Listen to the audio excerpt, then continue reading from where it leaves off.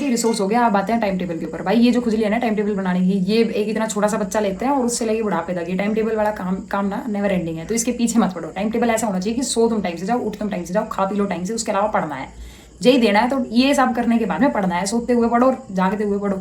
मैं ये बात कर रही हूँ उन बच्चों के लिए जिनको सही में अपनी मनपसंद रैंक चाहिए होती है।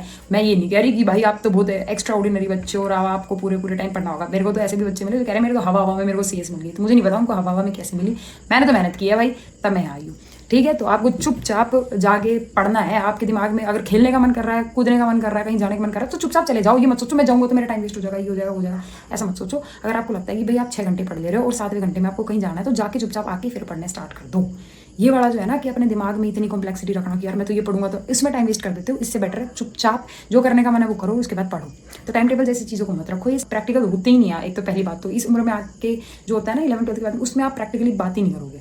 तो टाइम टेबल एक ऐसा होना चाहिए जहाँ पे आपके जो आवर्स हैं उनका कुछ ना कुछ एक आपके पास हिसाब हो कि आपने इसमें क्या क्या किया। आपको खुद ही पता चल जाएगा, आपकी बॉडी आपका माइंड आपको खुद ही बता देगा कि आप यार गलत करो। और जिस पॉइंट पे आपको बता देना कि आप गलत करो, उस पॉइंट पर रुक जाओ, कंट्रोल करो, जाके चुपचाप पढ़ने बैठ जाओ। जब आपको लगने लगता है कि 50 मिनट के अलावा मैं पढ़ नहीं सकता है, 25 मिनट ज़्यादा मैं पढ़ नहीं सकता, लेकिन आप पागल हो, आप अपने आप को बता रहे हो कि 25 मिनट ज़्यादा नहीं पढ़ सकते।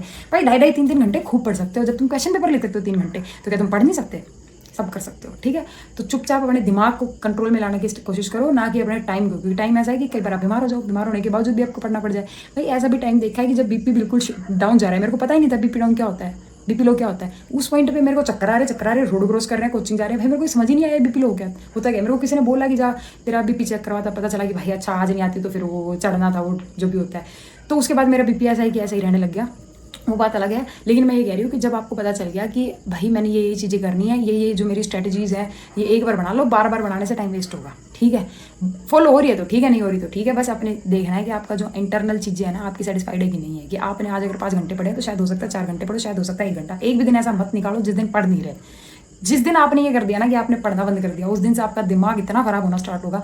आप कितने अच्छे टॉपर, कितने अच्छे रैंकर बच्चे हो अपने बैच के, आप रह जाओगे। ठीक है, बिल्कुल बता रही हूँ, अपने एक्सपीरियंस से बता रही हूँ। आप कितने ही अच्छे क्वेश्चंस को अच्छे तरीके से अटेम्प्ट करते हो, कितने फास्टली अटेम्प्ट करते हो, आप रह जाओगे। टाइम टेबल के चक्कर में मत पढ़ना। ठीक है, जो हो रहा है ठीक है, नहीं हो रहा बाहर में गया, मैं फिर से करूँगा, नेक्स्ट डे फिर से करूँगा। हर मॉर्निंग को ऐसे समझा करो जैसे गेम खत्म हुआ, लास्ट नाइट वाला गेम खत्म हो गया, मॉर्निंग हो गया। बस मैं कहूँगी सुबह टाइम से उठा करो और खा पी के और तीनों टाइम का खाना खाया करो और शाम में सो जाया करो। ये वाली हरकत मत क्या करो, रात में 4-4-5 बजे तक जाग रहे हो, गलत है। चुपचाप सुबह में उठो और पढ़ो और चले जाओ, अपने कोचिंग जाओ अपना, उसके बाद में पढ़ो,